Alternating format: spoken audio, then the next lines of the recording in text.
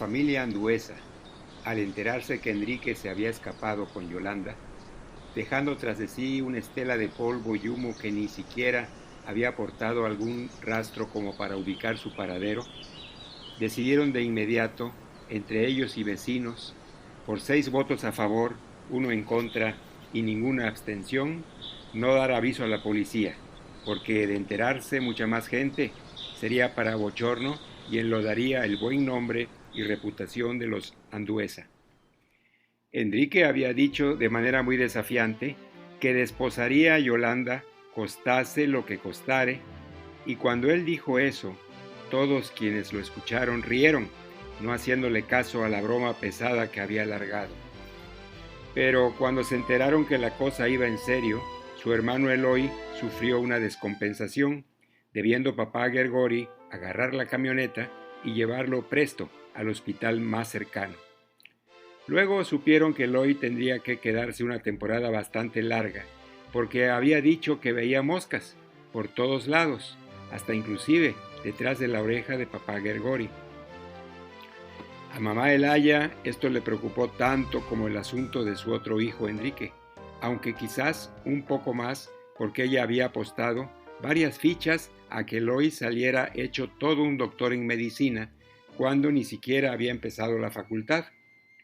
Y como viera que el caso revistiera cierta gravedad, porque el director del hospital, al cabo de 2 días de custodiarlo bajo la institución, lo derivara a un asilo de deficientes mentales, Elaya comenzó a mover cielo y tierra para evitar que eso sucediera.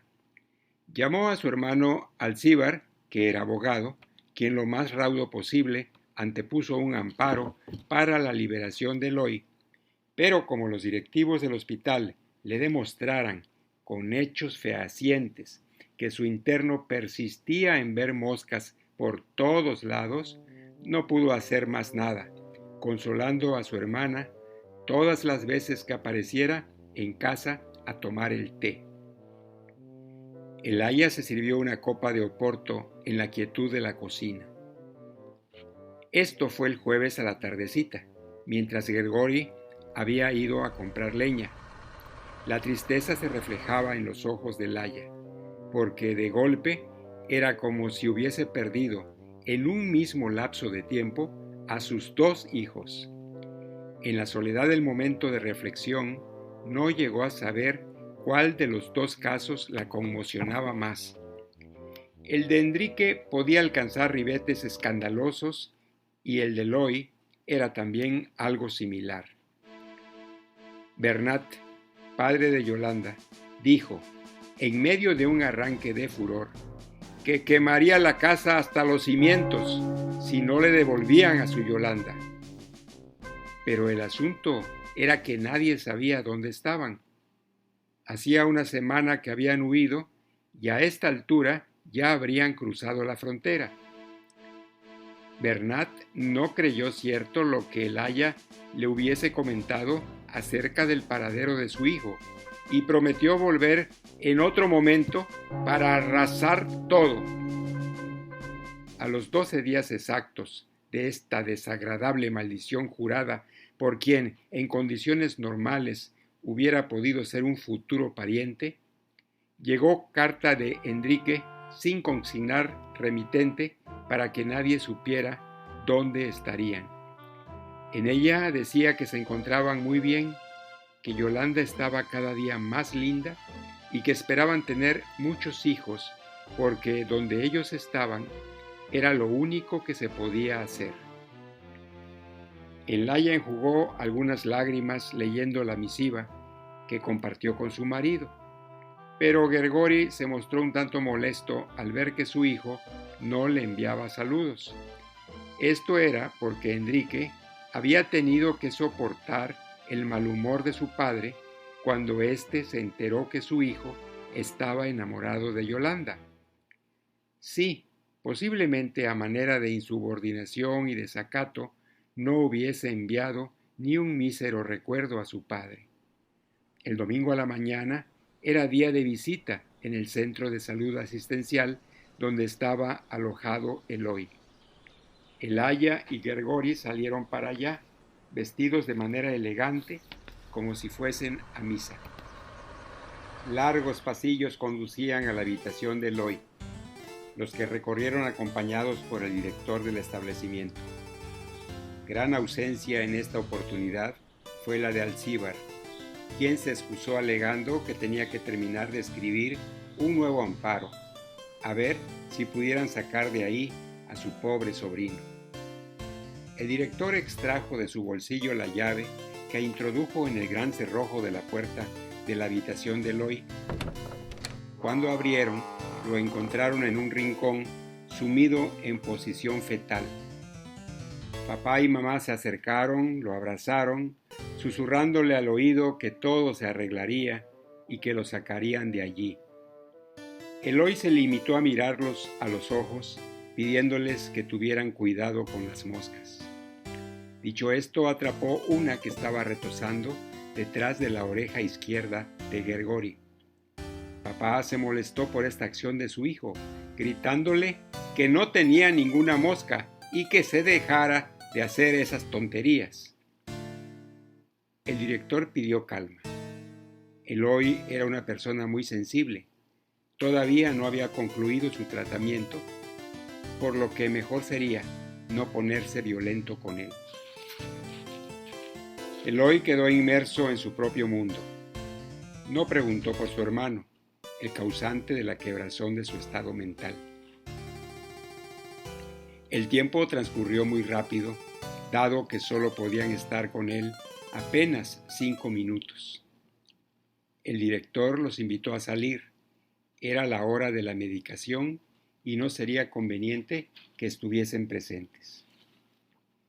En el camino de regreso a casa, papá quedó envuelto en una niebla del pasado, recordando sus tiempos de juventud cuando él y Elaya descubrieron eso que llamaron amor, y la dicha de ambos al llegar Enrique a la vida.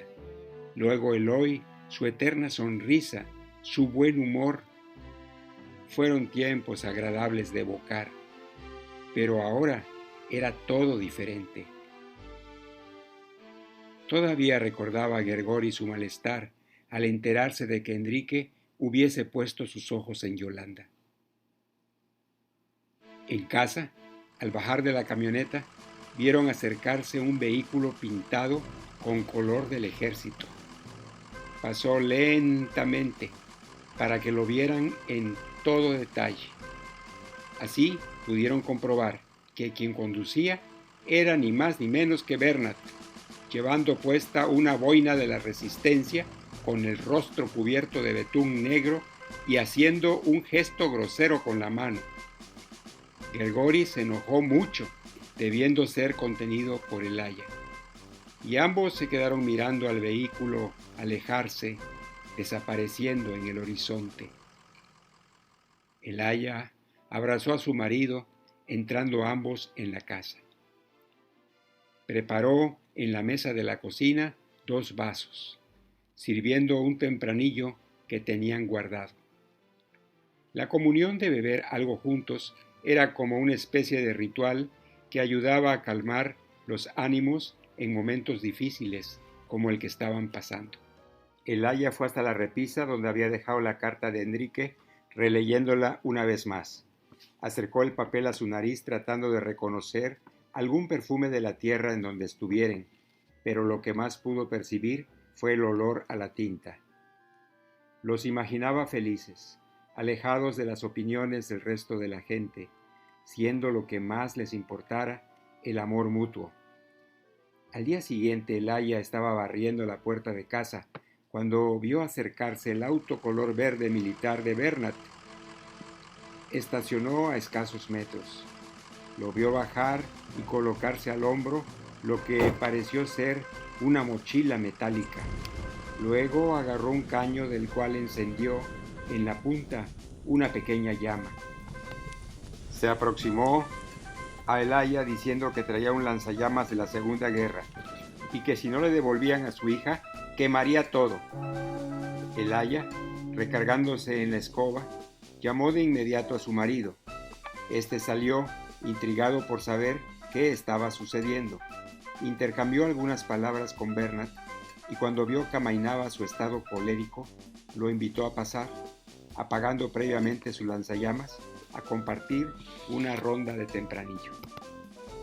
Una vez que la espirituosa bebida empezó a hacer efecto, Bernat se disculpó por su accionar, pero ellos debían comprender que su hija Yolanda, que tenía apenas 14 años, no podía escaparse con un hombre de 35, y menos pensar en casarse.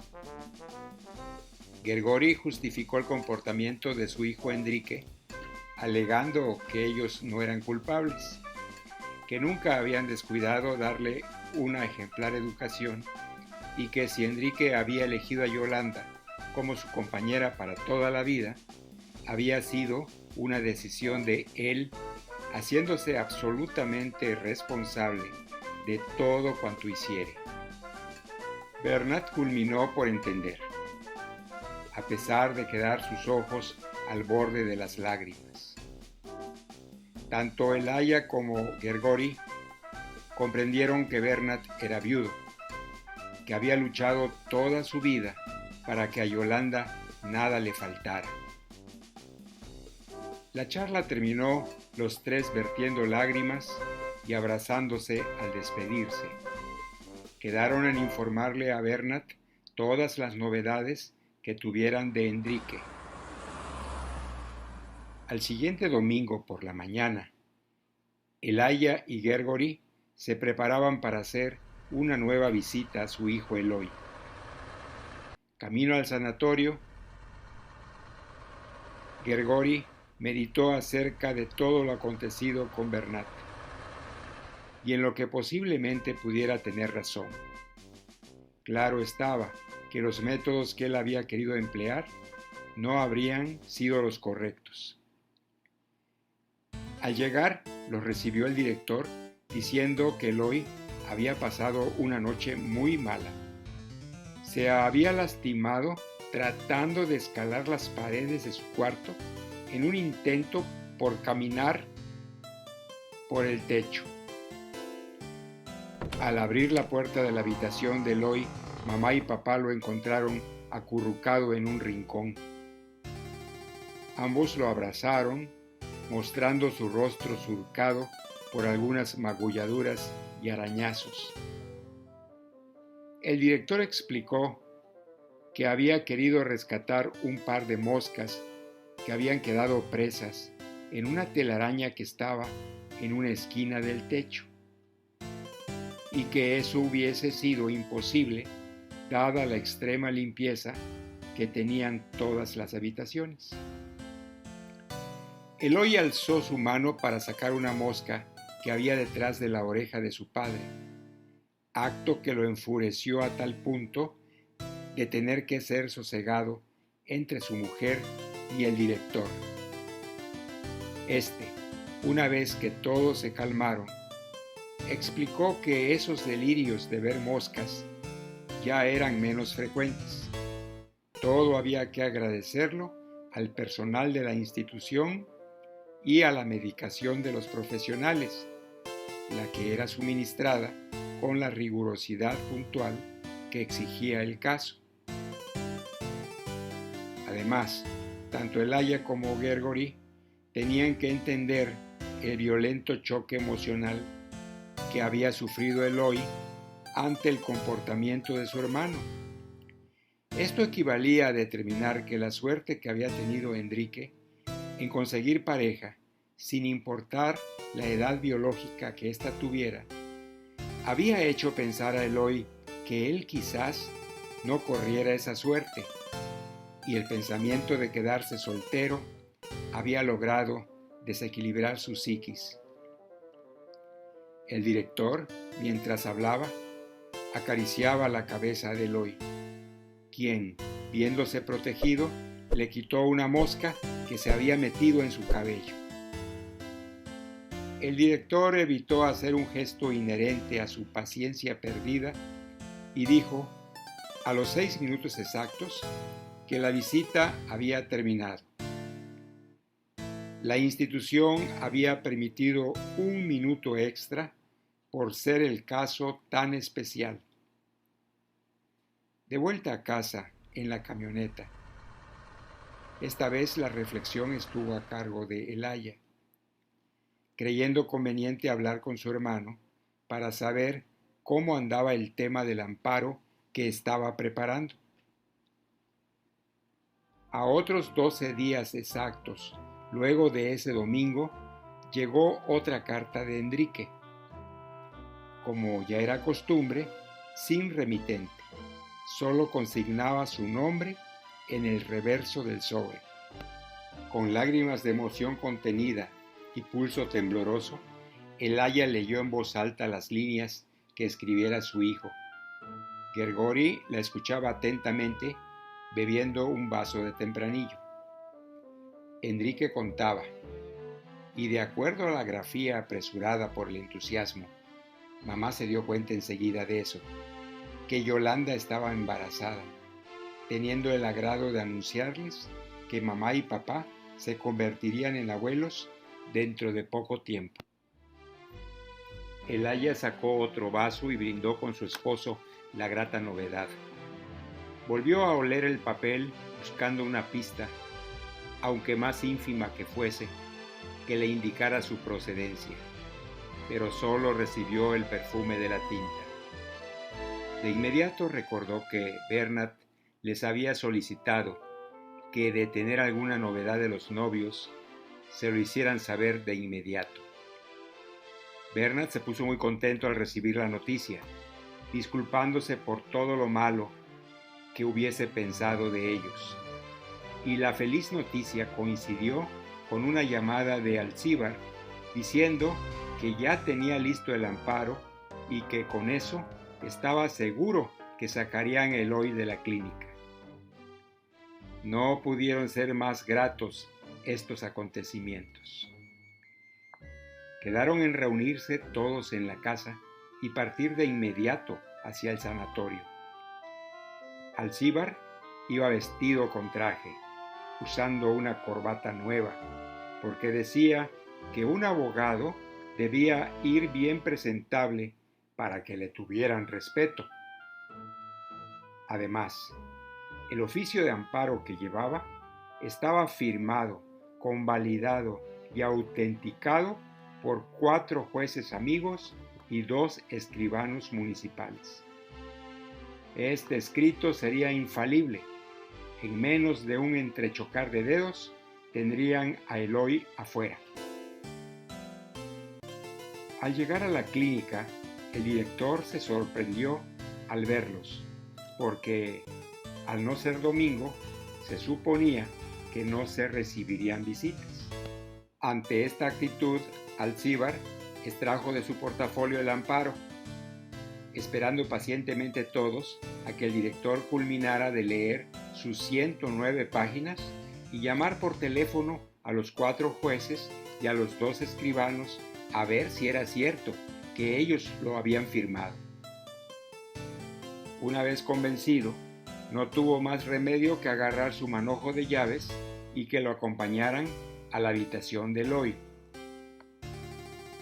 Caminando por los pasillos, Elaya iba abrazada a Gergori, embargada por la emoción y la felicidad que había alcanzado a su hijo Enrique, con su encinta mujercita Yolanda, y a Eloy, que ya podría volver a disfrutar de la paz y el sosiego de su hogar.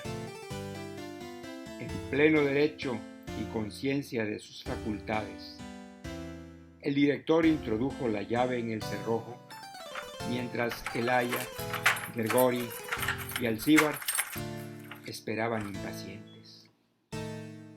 Al abrir la puerta de la habitación de Eloy, un alud interminable de apestosas moscas verdes se derramó sobre todos ellos.